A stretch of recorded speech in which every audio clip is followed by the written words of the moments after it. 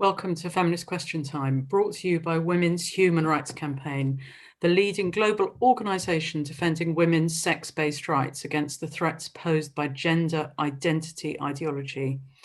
There's more information on the website womensdeclaration.com, where you will find our Declaration on Women's Sex-Based Rights, which has been signed by 19,576 people from 138 countries, and is supported by 371 organisations.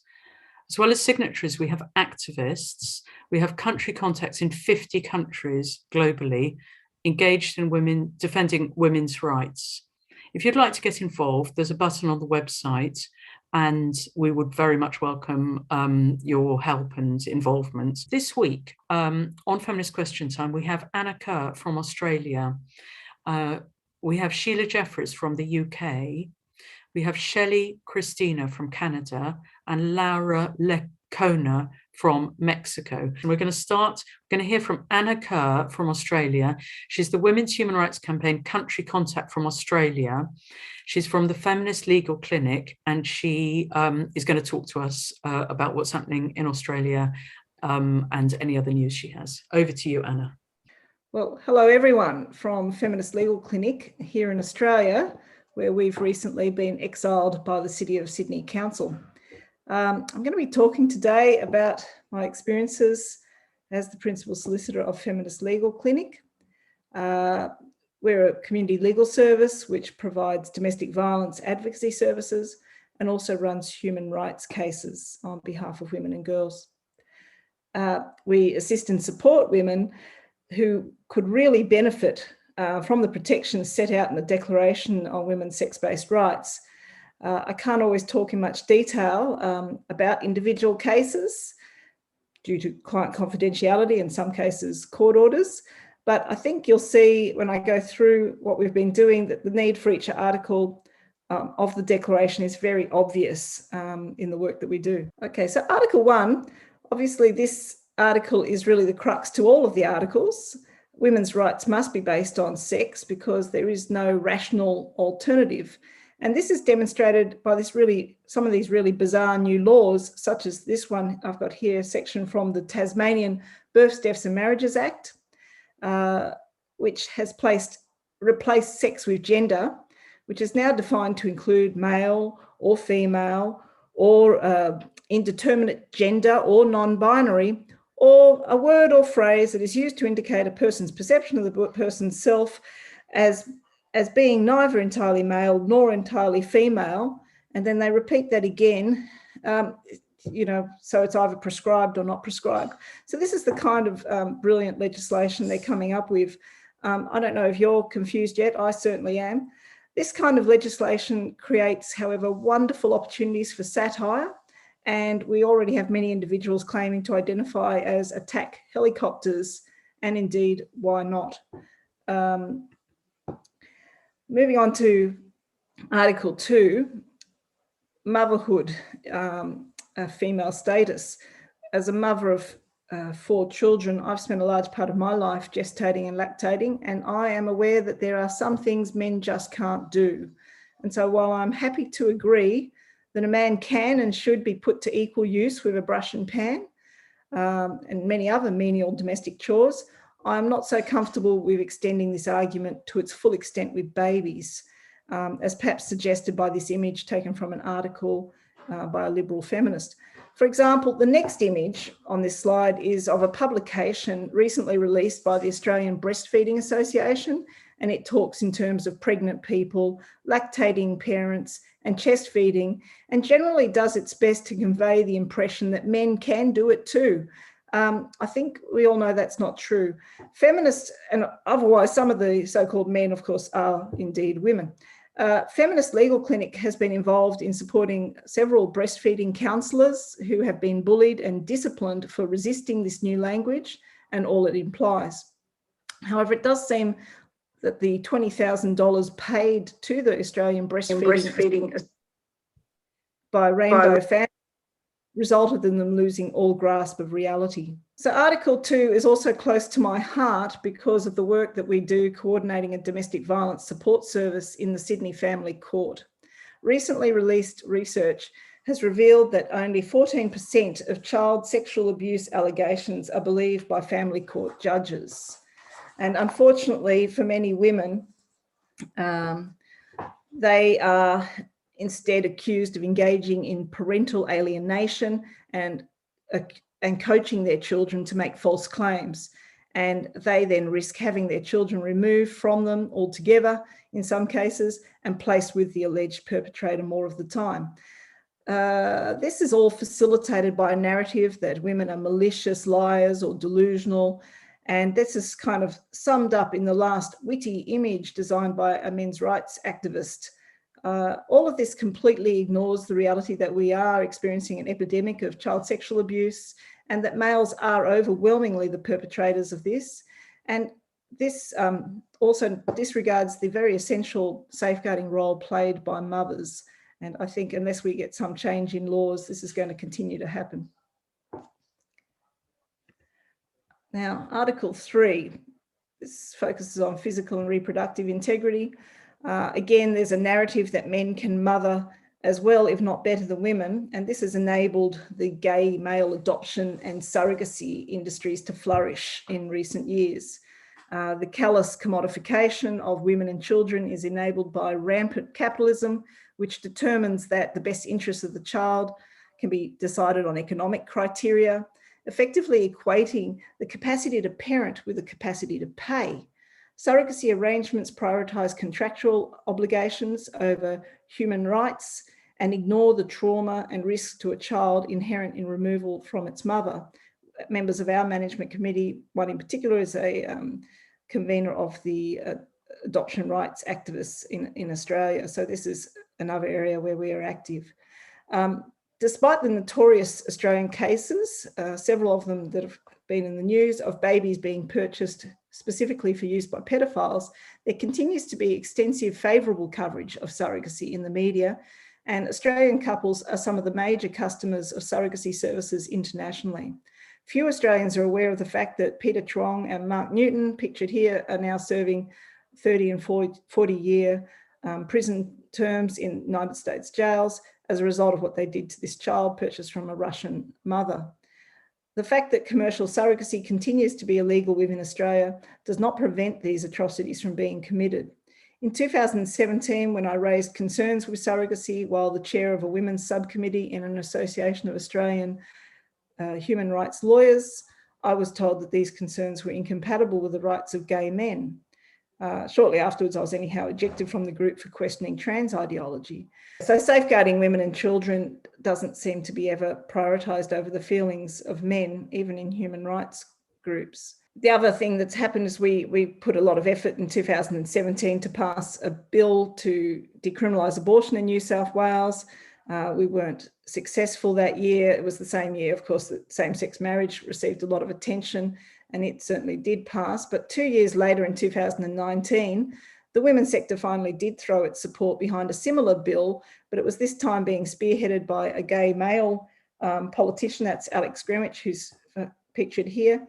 But this time the legislation omitted the words mother or woman. That same campaign alliance also forcibly ejected Feminist Legal Clinic, again, because they regarded us as transphobic due to content on our website, which really is just news reports.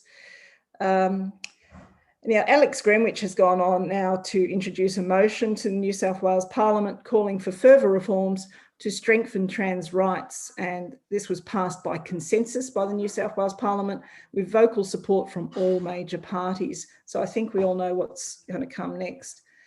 Article 4. So in terms of our casework, one of our longest running matters has been the transgender vilification case brought by Bridget Clinch against one of our clients, Beth Rep.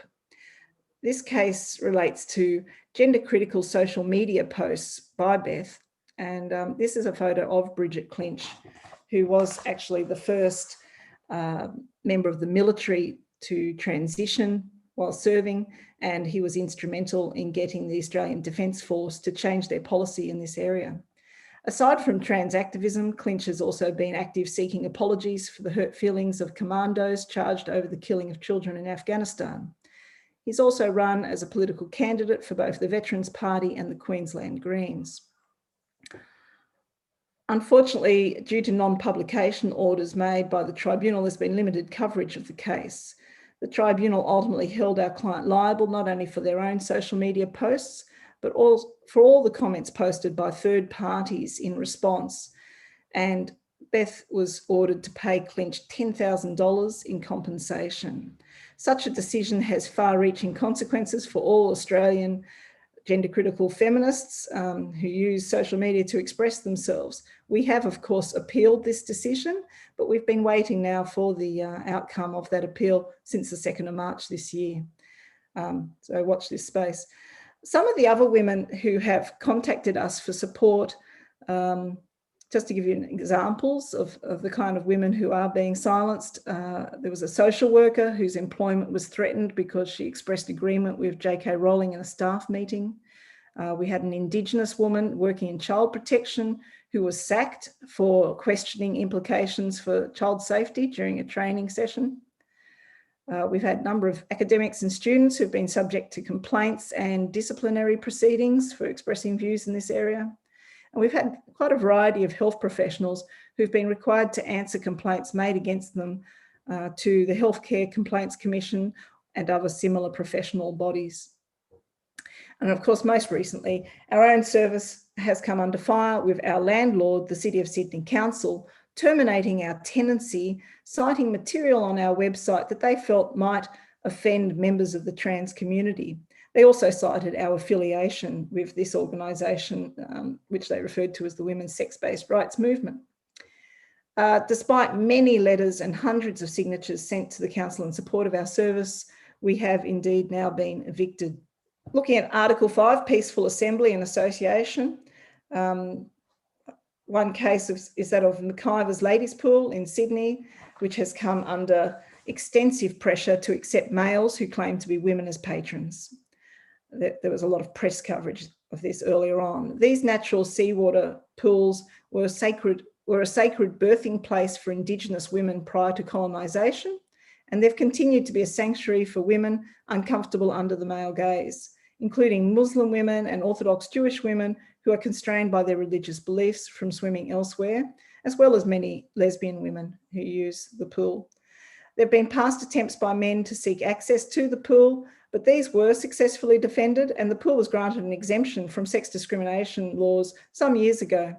However, that was before New South Wales introduced the laws on transgender discrimination, so we will have to wait and see how things pan out now. Regardless of the laws, in practice, many exclusively female spaces, groups and services are folding under the pressure to accept males who claim to be women. One example, as a picture there, is of a long-standing lesbian social group who did its best to be inclusive, only to find that its numbers silently plummeted from about 60 a week down to a mere dozen. But they still had no grounds to exclude males who claimed to be lesbians, despite the fact that they were clearly making many other attendees uncomfortable. Eventually, there was an act of violence and a woman was seriously assaulted and the police were called. And the act of violence was by a male who was claiming to be a lesbian. Now there were grounds to exclude, of course, the offending individual.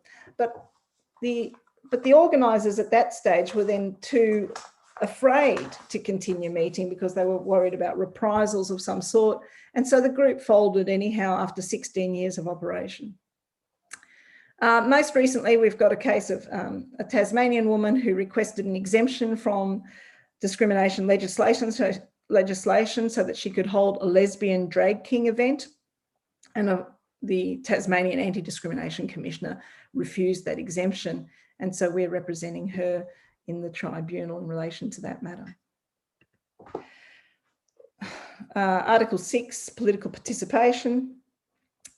The first picture here is of a political candidate who was also elected as convener of the New South Wales Greens Women's Working Group to gushing acclaim by many women clearly keen to demonstrate their progressive credentials, while many other women silently unsubscribed from the mailing list. Michaela was embraced as a woman despite not having undergone any surgical intervention due to fragile health. Michaela also maintained a male persona for business purposes. However, any concerns expressed about her Michaela's lack of lived experience as a woman were strongly repelled as unsafe, particularly in view of Michaela's fragile medical condition. The second picture is of Divi Devondra, who was the founder and lead Senate candidate for the Women's Party in 2019, the Australian federal election. Divi had had 3 wives and 3 children and was aged over 70 before deciding to have surgery and claimed to be a woman. I had immense difficulty getting the Australian media to publish about this, as they were concerned that letting the public know that the Women's Party was in fact set up and run by a male might offend the trans community. They were far less concerned about women's feelings. The final picture in the corner is of me speaking at Australia's Report to CEDAW in Geneva in 2018. It was not my plan at that time to raise trans issues, but I did feel compelled to speak up at a meeting that was held in advance of the session to oppose the inclusion of self-declaration of sex in a consensus statement being prepared on behalf of Australian NGO delegates. I merely made the statement that there was no consensus on this point. This resulted in extensive repercussions for me once back in Australia, with 5 organisations making complaints against me. Aside from causing Feminist Legal Clinic to almost fold under the stress, there were sustained efforts for the next 2 years to have me removed from other elected positions on women's groups. So yes, political participation, definitely feeling the impact there. This one, women's sport, Article 7. This is a picture of Holly Conroy, who's hailed as the driving force behind the first ever Pride Parade in the conservative regional town of Wagga Wagga. Conroy featured in an SBS documentary which followed him through his surgeries in Thailand, as well as organising this event. Conroy works as a truck driver and was also nominated as a finalist for Regional Woman of the Year. The influence of such celebrity status in a country town should not be underestimated. As you can see, Conroy also likes to play soccer, but other women playing would be well advised to take care calling man on. I can't really go into more details, but just want to say that regional sporting tribunals are operated by members with very little grasp of the rules of procedural fairness and natural justice. Furthermore, ACON, which is to some extent our equivalent of Stonewall in the United Kingdom, does not appear to have qualms meddling in the functioning of sporting tribunals. Safety and fairness in women's sport is being compromised not only at the Olympic level, but also in grassroots amateur club sport. And indeed, there's even less protection for women at this level. Many women choose to stop playing rather than put their safety at risk playing against an aggressive male. I'm doing okay for time. This, in my view, feminism is about the liberation of women from male oppression and violence, and we need it as much as ever. Feminism is not about ignoring real differences that exist between men and women. Services like ours struggle to keep women and children safe, and we certainly can't do this if the word woman has lost all its meaning. So our domestic violence advocacy work is now under threat because New South Wales Legal Aid is using our eviction by the council as a basis for threatening to remove us from all legal aid panels, court rosters, and reassigning all my existing cases. So I'm in the process of obtaining legal advice on this, so I won't go into any further detail other than to say, again, men's feelings take priority over women's safety. That's a photo. One of the photos is of us packing up the office, but the other photo is of the protesters at the event at the University of Sydney, which we helped organise, where we were going to have we did have a detransition, a talk about the harms caused by extreme trans ideology, and it was complaints following this event that put in train the termination of our tenancy by the City of Sydney Council. Article 9, about children. Look, before the COVID lockdown, our service was hosting meetings of a support group for parents where they shared distressing stories of how their children had manifested rapid onset gender dysphoria and were being fast-tracked onto hormones and surgeries to their parents' horror.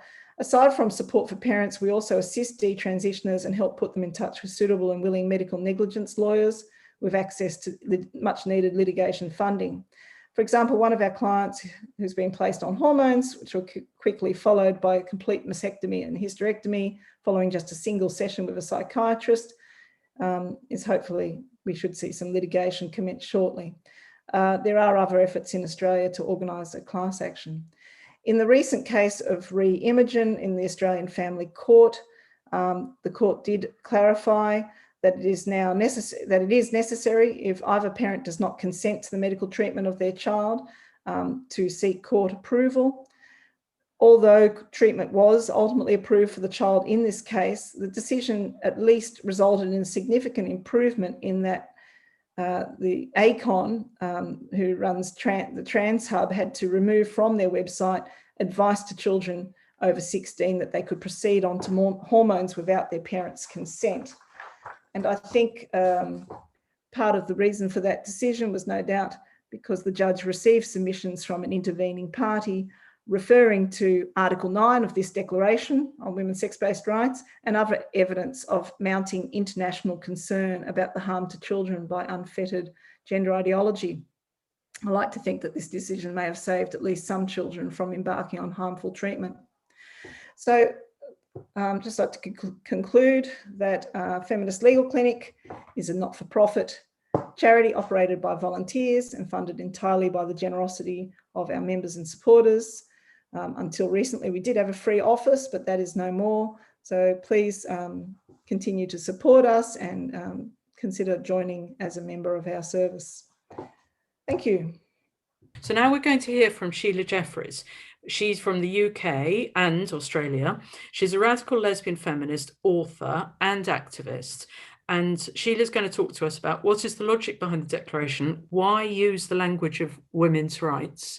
So welcome, Sheila, and over to you. Hello, sisters. What I'm going to talk about is a bit of the history of how there came to be such a thing as women's human rights. And I'm going to talk about major human rights conventions and what they do or don't mean for women. I'll see how far I get today, because I know there's quite a bit of history that we might need to consider. If I don't get too far, I shall come back another day. So I shall go through and explain what these are about and how women are excluded from them. The notion of human rights was not really used, and the language of human rights wasn't used at the time of the League of Nations between the First World War and the Second World War. And indeed, America was not in the League of Nations, it was being isolationist. So that may be one of the reasons why that particular language was not in the League of Nations. The United Nations, which uses the language of human rights and sets up the idea of men's human rights, women's human rights, supposedly universal human rights, came out of the Second World War.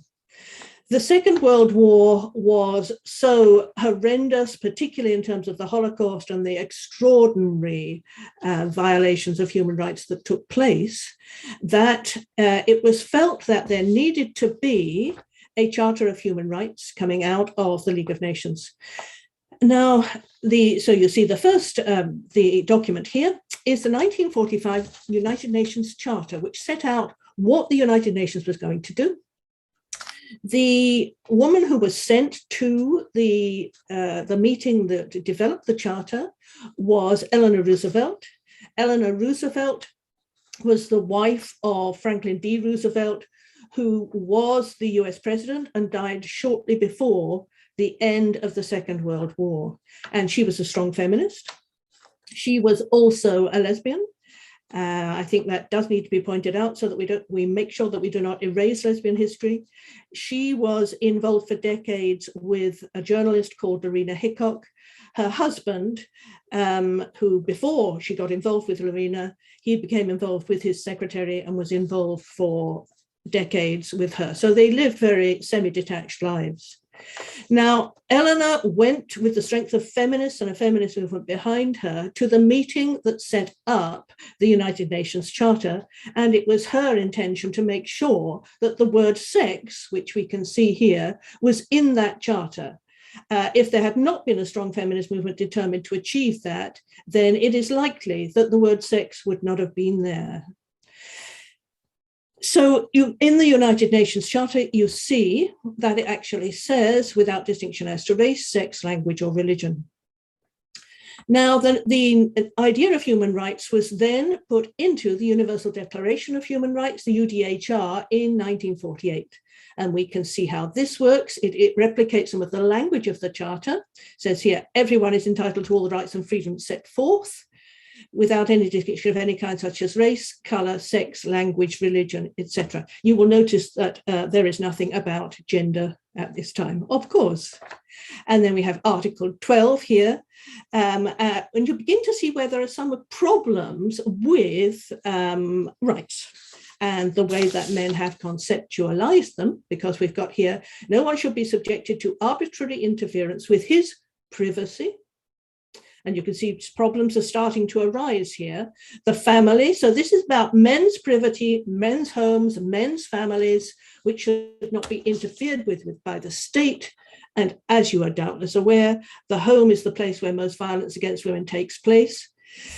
Nor to attacks upon his honor and reputation. So what a woman's honor is an interesting question. Women have never really had honor or dignity. Those terms don't really apply to women. So we've got a setup here of a sort of masculine prototype of the person who has rights. Another little problem here. The family is the natural and fundamental group unit of society as is entitled to protection by society and the state. And that's a problem because it does suggest there should be no interference with the family, which really means a unit which is controlled by men and embodies men's power and in which women and children are controlled. So it's actually stating that the family is the realm of men and separate from state interference. Now, these rights set out in the Universal Declaration of Human Rights were then incorporated into two significant, what were called covenants, in 1966. The first of these was the International Covenant on Civil and Political Rights, the ICCPR. Now, this is a document which incorporates the traditional notion of human rights. And where did human rights come from? The ideas that are in here, they came from a struggle by a newly developing class at the time of the Industrial Revolution in the 18th century. The new bourgeoisie wanted to limit the absolute power of the government and of the king and set out that they did have human rights, ways in which they should not be treated. For instance, it says here, every human being has the inherent right to life. So this actually meant the rights of these particular men. They never meant the rights of women at that time. And these rights are now coming into the International Covenant on Civil and Political Rights. You can immediately see the difficulty here because the women do not have the same sort of right to life. Women are actually killed by men in their homes as well as in other places, but that was never meant. What was meant was the state imprisoning men who thought that they should have rights, or executing men without fair trial who thought that they should have rights and so on. So it was never intended to apply to women. It was never intended to apply to all of the women who will die because the rights to abortion have now been removed in the state of Texas. So women's lives have never been considered important in traditional human rights understandings. And then we've got Article 7 here. No one shall be subjected to torture or cruel, inhuman or degrading treatment or punishment. And women, of course, are subjected to all of these things in the home, often for many years, in which they suffer very cruel kinds of torture by male partners or husbands. Now, the problem with the way that these rights are expressed, which of course did not apply to women, has been explained by feminist theorists in terms of the public-private split. Many of you here will be familiar with everything I'm saying, and also the public-private split. So just in case that is not the case, I'll explain what that means. These traditional rights were about the public sphere, what the state does to men, and that men don't like them doing, in the public sphere. They never applied to the private sphere because the private sphere was the private sphere of men's power over women and children, and these rights absolutely did not apply to that. And then we have here Article 8. No one shall be held in slavery. Slavery and the slave trade in all their forms shall be prohibited.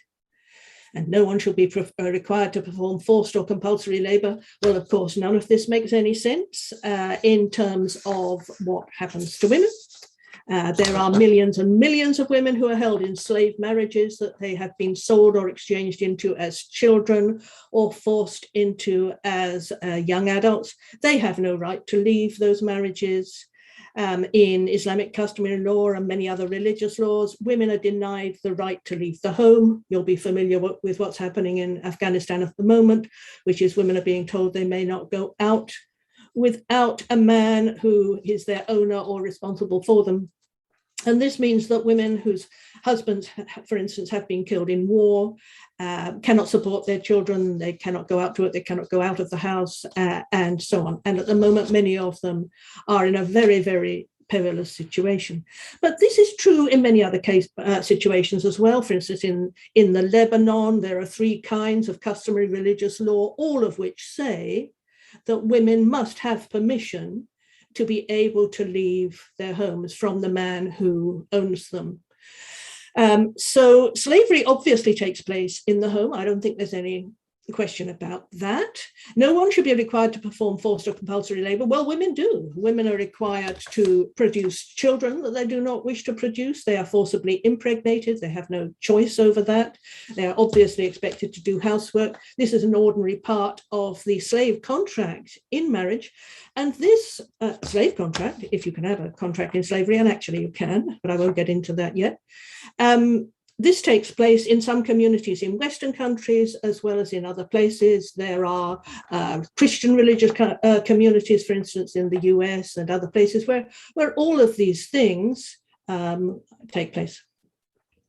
Now, Article 9. Everyone has the right to liberty and security of person. No one should be subjected to arbitrary arrest or detention. No one should be deprived of his liberty, except on such grounds and in accordance with such procedures as are established by law. Well, as I've explained, women absolutely don't have the right to liberty and security of person. This is simply not thinkable, really, unfortunately, in relation to women. And that was not considered. Article 12, everyone should be free to leave any country, including his own. Absolutely not the case. Women are not allowed to leave Saudi Arabia, very difficult for them to do so, and so on. Now, the other covenant, which passed in 1966, was the International Covenant on Economic, Social and Cultural Rights.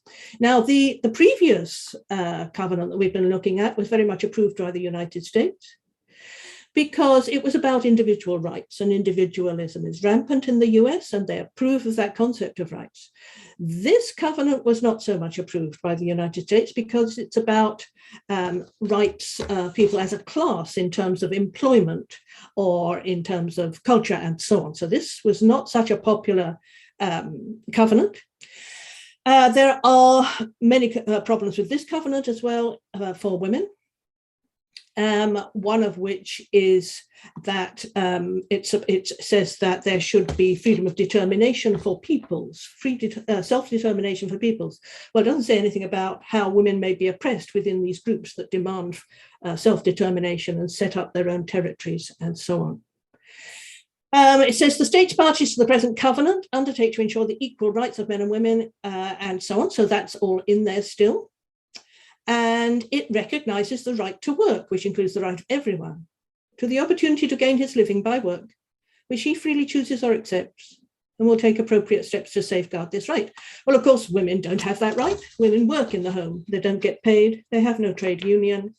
And all of the work that women do, which is the very basis of the capitalist system and of men's power and control and prosperity, none of that is recognized by this covenant. Now, clearly, it was recognized that these covenants, and up till this point, did not necessarily cover the interests of women. It was the 1957 one as well, which was on slavery, didn't cover women, and so on. So the fact that there had to be, in 1979, a convention on the elimination of all forms of discrimination against women, CEDAW, the fact that a women's convention had to exist shows clearly that all of these other conventions did not include women, were not intended to include women, and so on. And though we in the WHRC consider CEDAW to be very important and promoted, there are problems with this convention as well. For instance, if we look at Article 1, it says, for the purposes of the present convention, the term discrimination against women shall mean any distinction, exclusion, or restriction made on the basis of sex. Good. But it talks about a basis of equality of women and men. And the concept of equality is, unfortunately, one which is really not in the interests of women and cannot represent the interests of women. As many feminist scholars have pointed out, the idea of equality is extremely problematic because, as Catherine McKinnon explains, the whole way that the world of male domination is organized, whether we're talking about work or sport or whatever we're talking about, was constructed by men in their interests and in their image. So there's no level playing field that women can possibly achieve because of the way that everything is set out. Catherine McKinnon talks about there having been an affirmative action program for men, which has constructed the world in a way which gives them huge advantages and makes it because it's created around men's bodies, around their interests, and so on, impossible for women to have any equality in. If we just think about, for instance, parliaments to begin with, they regularly operate outside ordinary working hours, so women with children can't easily take part. They do have toilets now. When the House of Commons first admitted women MPs, they didn't have toilets for women. Debates in the parliaments are based upon the debating societies in elite boys' schools. The men insult each other, they use aggressive tactics. None of these things suit the way that women are trained throughout their lives to behave. And they may, for many reasons, not be effective. So parliaments are constructed in the image of men, and women are supposed to somehow fit themselves in. If women don't fit themselves into these male constructed institutions and norms, then women are blamed, and women are said to be not sufficiently wanting to be involved, not really wanting to be in Parliament. Let's think about the world of work. That's organised around men who have women at home to organise their homes, the childcare, the food, the housework. Carol Pateman talks about the individual, and obviously the individual means a man, worker, having the wife at home who packs his lunch pail. That's how it was all conceptualized. And so when women work, they don't have wives. And so they have to do two jobs and work out how to organize childcare around that system. And it's simply not possible for women to slot themselves in because they have to look after children, sick family members, and so on. If we think about sport, it's organized around men and masculinity. Every system and institution of men's world was constructed by them in their interests. And women can't ever be equal by struggling to enter them. I don't know whether any of you have seen on British television, we have had advertisements for the Paralympics on television, horrendous advertisements that all show people with disabilities who are athletes with bruises and blood and bleeding. And it's all about, you can do it, you can go beyond the limits. It's about masculinity, extreme, aggressive masculinity in a way that's so horrifying that we actually have to sort of hide the television, or did have to, at the point at which these awful adverts were on. So we can see what the ideas are behind the Olympics. So equality is a very problematic concept. Political scientists have created the term substantive equality to apply to this problem. And substantive equality is based on the recognition of the very different situations that groups in a population may be in, such that formal equality, the problem of equality I've just been talking about, actually in the end discriminates against them. I'm not sure that the idea of substantive equality is sufficient either, because it doesn't really address the problem of the extraordinary transformation of societies, the societies men have set up, that's required in order to enable women to have any fair chance. So as I just said, the idea of equality in the end blames women. Women are the ones who don't try. They don't try to get promotion. They don't try to be heads of Fortune 500 companies and so on. And they don't try hard enough, and that is why they have very little money when they retire, because they've had to interrupt their careers to look after everybody else and so on. Another problem with CEDAW, and I think we will, because I've been talking probably long enough today, talk about this at some other time, is that it's concerned with the public world. It doesn't relate to the private world, in which most of the harms to women are effected. Feminists campaigned after CEDAW to cover this very serious gap, and the result was the 1993 Declaration on Violence Against Women, which, though a very good document, has problems of its own. But I will talk about that, I think, some other time. Now, I just want to finish off by saying that though there are many problems with the idea of human rights, the idea has been very much criticized for its individualism, for instance. There are many ways in which women are still excluded, and I've only touched on the problem. And I was against using the idea of using human rights up until I wrote my book, The Idea of Prostitution, in 1997. By that time, I decided that it was necessary to use rights language and mechanisms to argue for women internationally. It was the only way in which women's concerns could get onto the international agenda. Now, all that I've been talking about today comes from feminist human rights theory, which was greatly expanded in the 1990s. But more recently, I feel there's been a general failure of confidence and hope in using women's rights, because there's been a move to the right politically. And of course, as a result of the assault of transvestites on the notion that women exist. But I feel encouraged by the fact that through this network of ours, a new generation of women's rights activists is being created with new enthusiasm for the task. And this gives me hope. Thank you very much. Now, we are really lucky to have Shelley Christina from Canada, and she's going to talk next. She's from Concerned Women, Canadian Women, advocating for women and girls. She works with two outstanding groups, WMC and caWsbar. This is the greatest threat to women's rights she's seen, and she doesn't want to stand passively by while her granddaughters are deprived of these rights. So she's happy going to talk to us, which is great. So Shelley Christina is going to talk to us about policies affecting women and girls and what we've got brewing for the election campaign. So welcome, Shelley, and over to you. We are in the middle of an election. It's a challenging one. This is our one opportunity to really hold politicians to account. Pretty much all of our institutions in Canada are thoroughly captured by gender ideology, from the federal government to provincial governments to the educational system. It's not great. So the media also, because our sitting government has heavily subsidized the media, so the legacy media will not report on the issues concerning gender ideology. They just will not do it. So Women Matter Canada grew out of a desire to specifically do something about the election.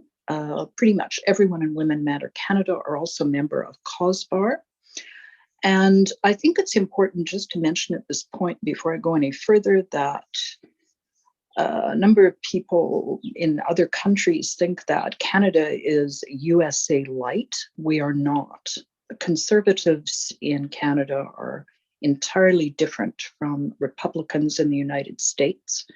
They are pro-choice for the most part, except for social conservatives. that's another matter. But I mention this because although the vast majority of women that are fighting against gender ideology in Canada, I think it's fair to say that they are from the left of the political spectrum. They are not by any means the only ones, not at all. There are plenty of women who are politically homeless. There is much opportunity here. We just have to get the message out. And it's really very difficult because we cannot get any sort of media coverage to speak of in terms of at least the legacy media.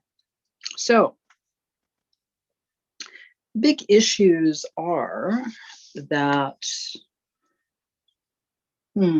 the language of women have effectively been erased in law and language in Canada. Much policy has been changed by stealth. For instance, in respect to prisons, which is a huge problem here. I mention this because 5%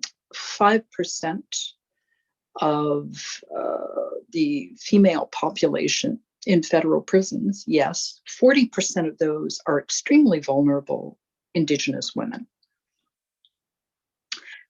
In 2017, about a year and a half after our current government came in, the Bulletin 584 was very quietly changed. Prior to this, in order for a male convict to be allowed to be in a women's facility, there had to be SRS, sexual reassignment surgery, no more, not even hormones, just self-identification. The government is desperate to keep this quiet. We have many dedicated women in caWsbar who have organized protest after protest at prisons across Canada cannot get any coverage whatsoever from the media. I remember one time they did it, it was immediately taken down because transgender activists objected to the transphobia of it all. So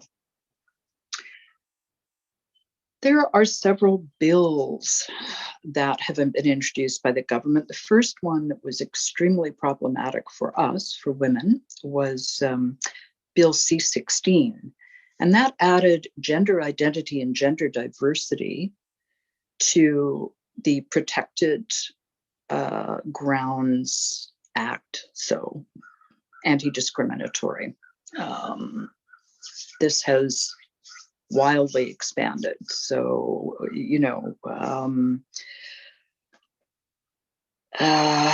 anytime there's federal services, any federal regulated employer, any federal employee, all must bow before, the concept of gender identity or gender diversity has really disadvantaged women.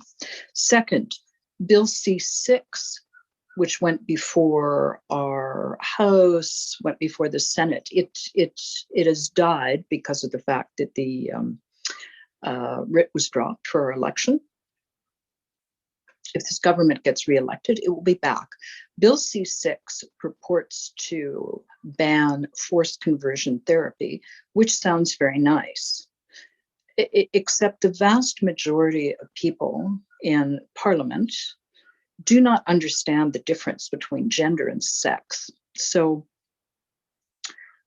purportedly, it is about gay adults. We must not force people who are gay to have conversion therapy.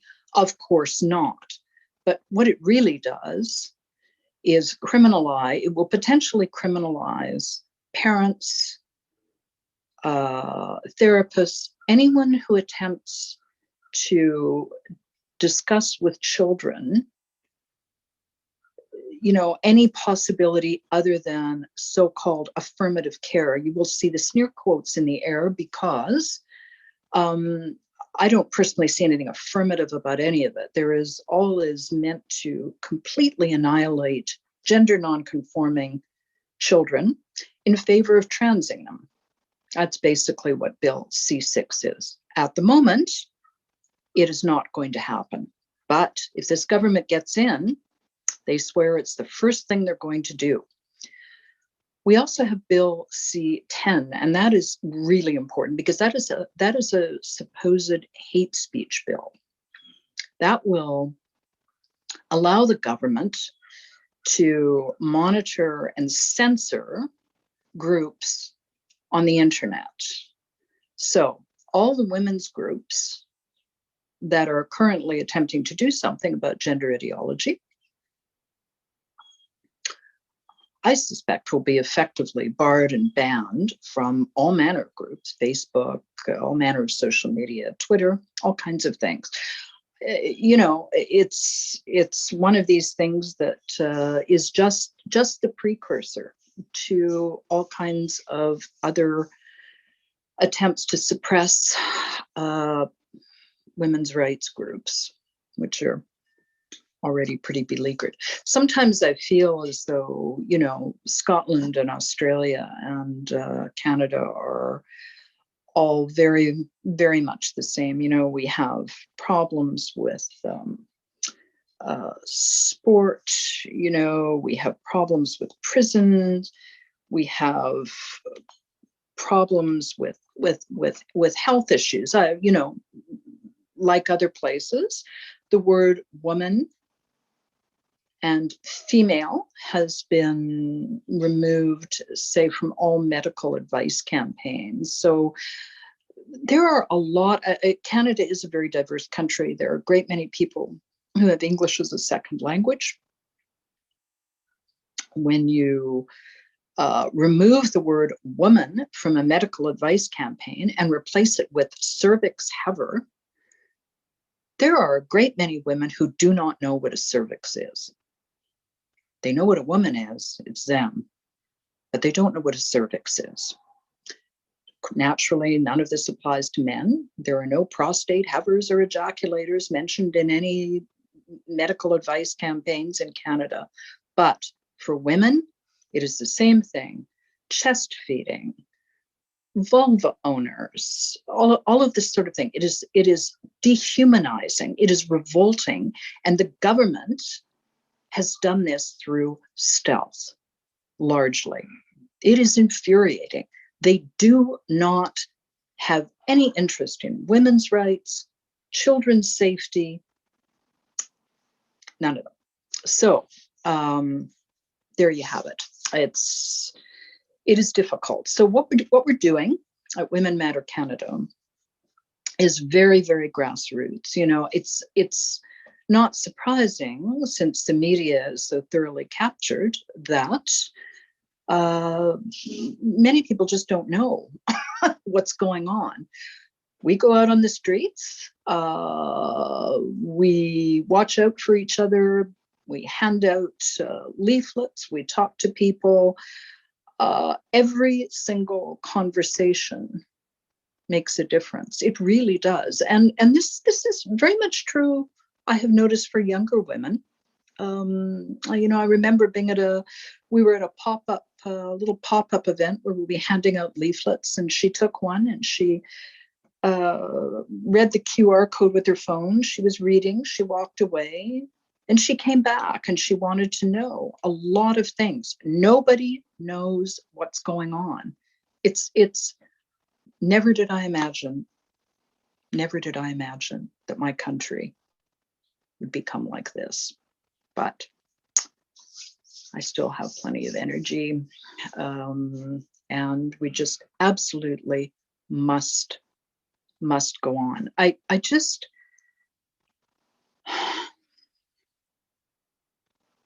single-sex spaces, of course, are all being eliminated. There is a very prominent trans activist in Vancouver who has been stalking Vancouver Rape Relief for years and years and years.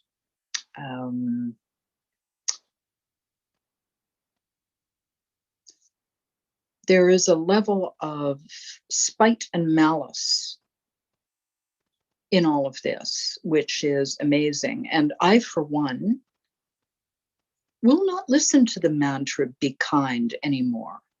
Not at all. I have seen personally, not anecdotally, personally, I have encountered a trans-identifying man in a bathroom who asked me for a tampon. If I had a spare tampon. I mean, look at me. I mean, you know, I'm in my 60s, right? Anyway, I told him not to be ridiculous. I have seen a little boy that has been trans by his mother in a rural area, not in an urban area, not in a city. We simply have to stand up for this. We will do it. Women Matter Canada will, and caWsbar will too. You know,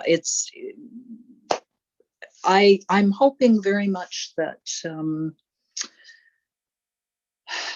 this government is voted out. We will do everything we can to make that happen. Everything we can. We will not rest until the very eve of the election, and then we'll still be out there because we just can't give up. You know, we cannot. I do hope, whether people feel comfortable with this or not, as I remind people, Canada is not the USA light. Our Conservative Party is not at all the same as Republicans in the United States. Whatever people might think, the Liberal Party, who is the sitting party, it has to go because they have enabled all of this, all of it, every last bit of it. They're going to go. We're going to see that they're going to go. I just really want to thank every single woman I know in caWsbar and every single woman I know in Women Matter Canada who stand up for us and for children. We're now going to hear from Laura Lacona, who is from Mexico. She's the Women's Human Rights Campaign country contact for Mexico. And she's going to talk about why feminists need to drop the word gender. So thank you so much for coming, Laura. And I've been looking forward to hearing from you. So over to you. I will talk today about why I think feminists need to drop the word gender. If you are active on social media or don't shy away from uncomfortable conversations at dinner parties, you probably have more than once engaged in an attempt to explain the differences between sex and gender. I can bet that after listening to your patient explanation, almost everybody has claimed to understand the difference. But do they really? It's not rocket science, of course. We have immutable biology on the one hand and social constructions on the other. How could one mix them up? Our reproductive organs versus the roles imposed on us in virtue of them. It's not difficult to grasp, right?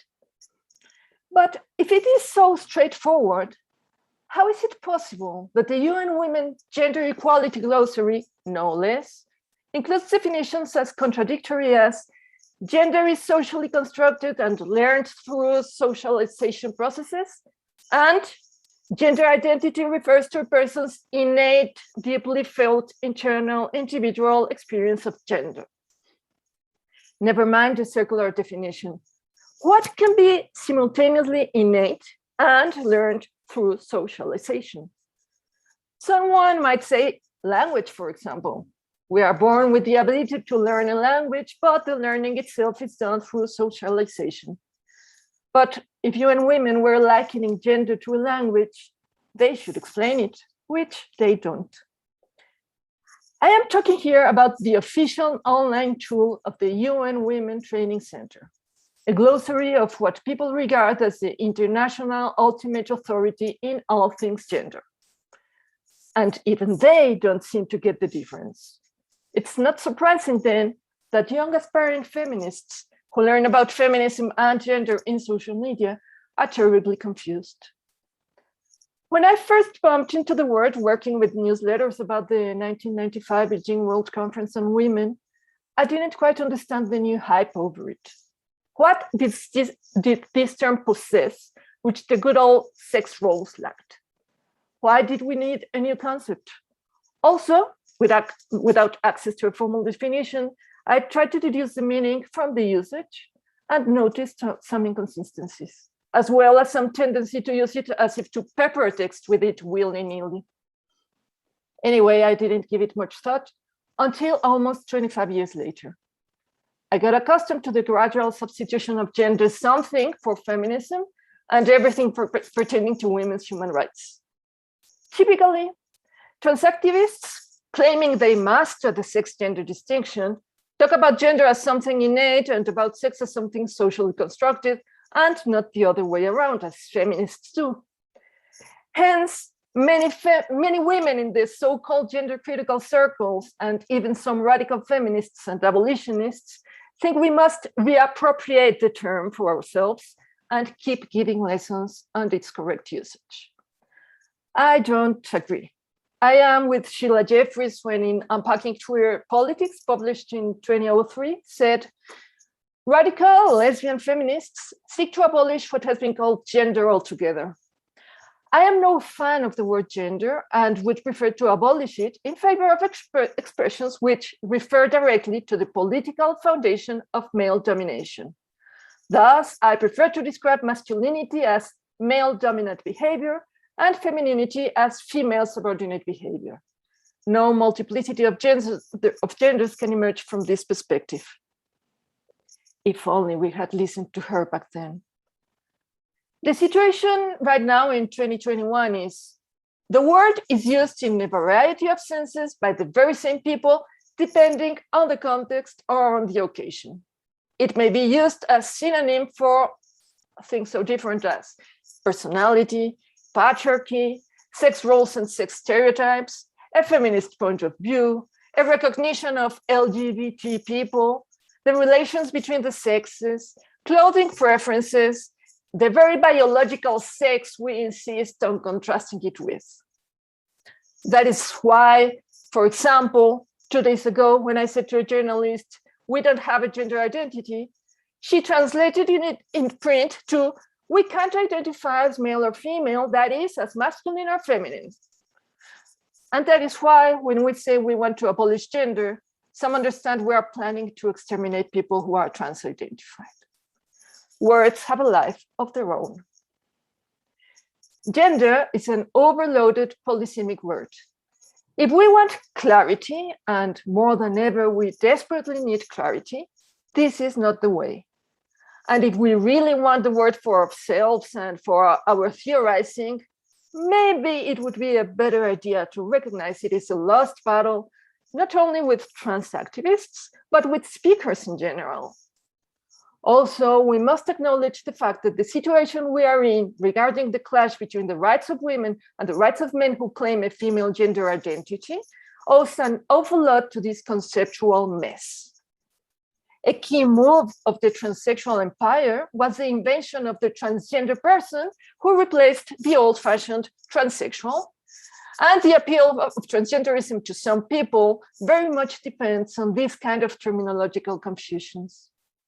If instead of gender identity, we talked about sex role identity, as Sheila Jeffreys has suggested, the concept would be easier to grasp and much more difficult to accept.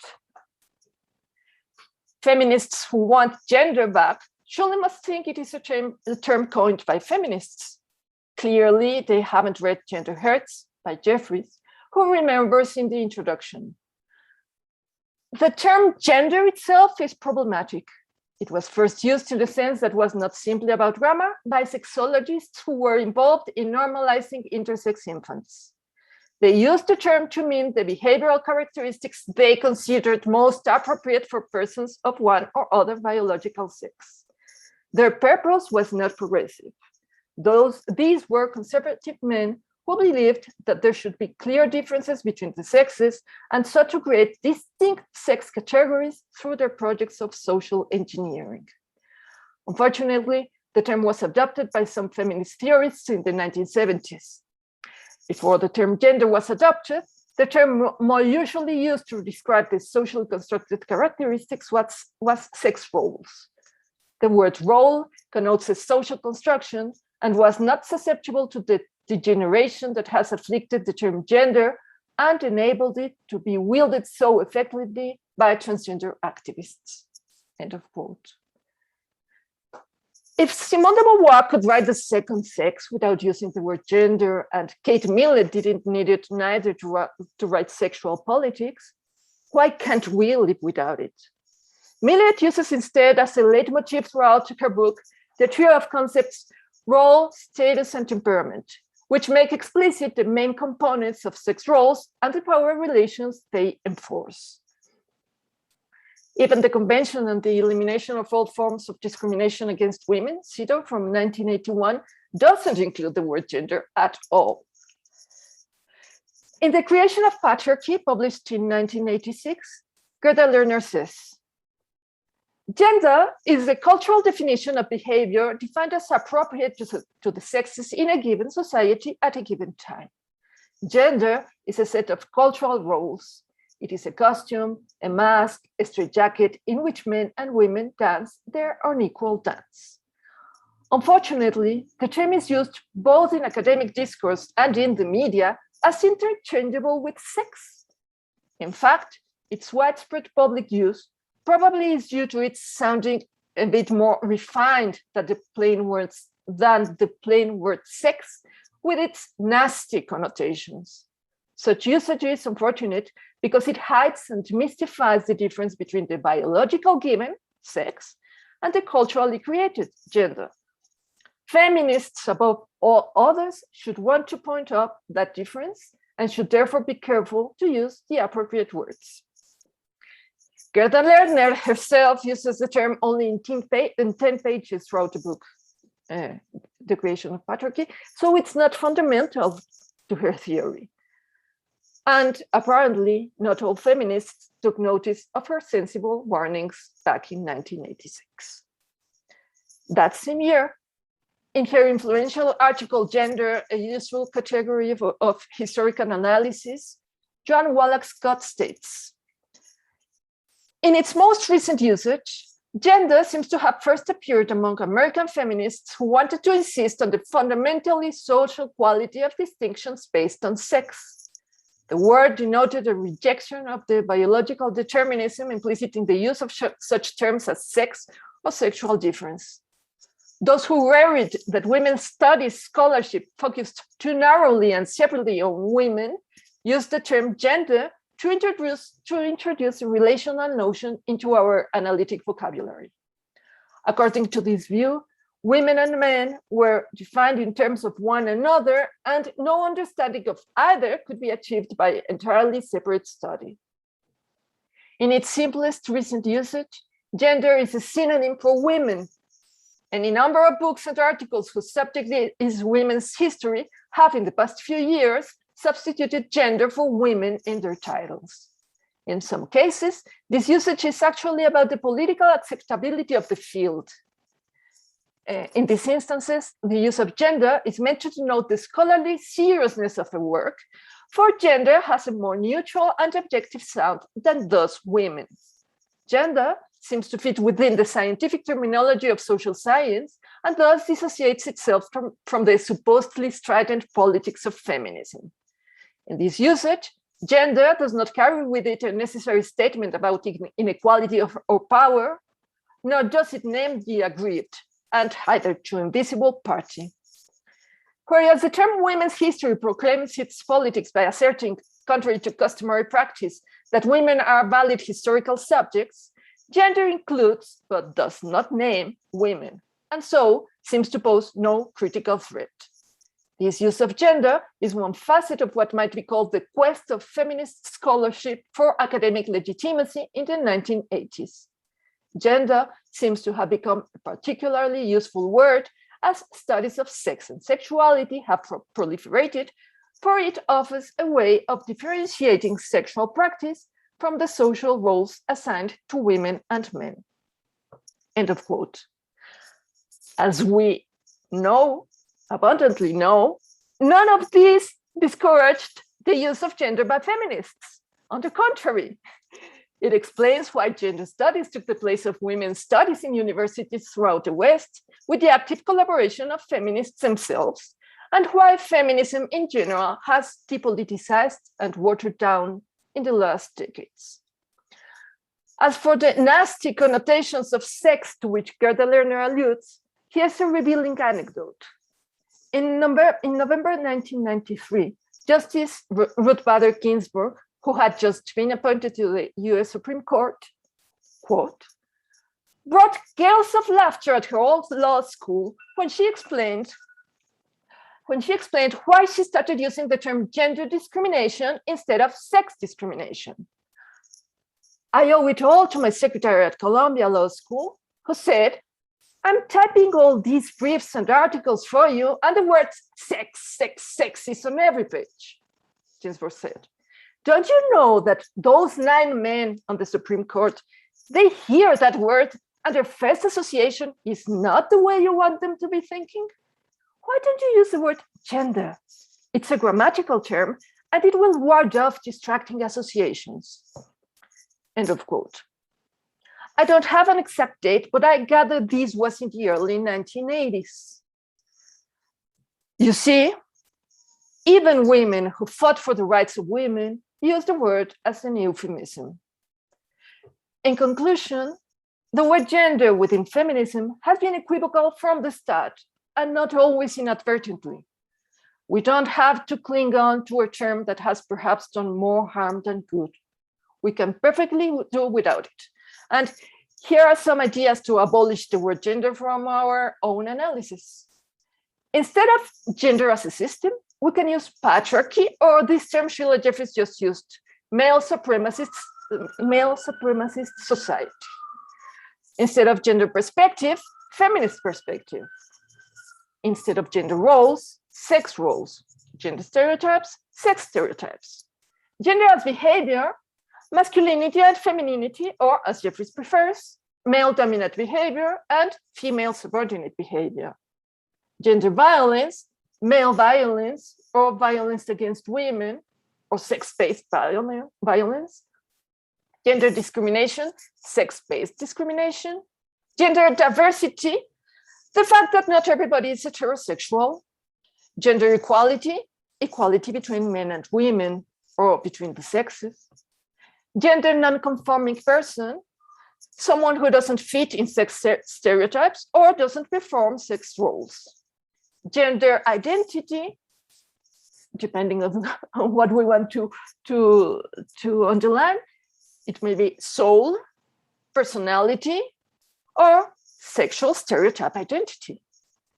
So if we want clarity and dissociating with liberal feminism and transgenderism in the bargain, I invite you to consider stop using the word gender. Thank you very much.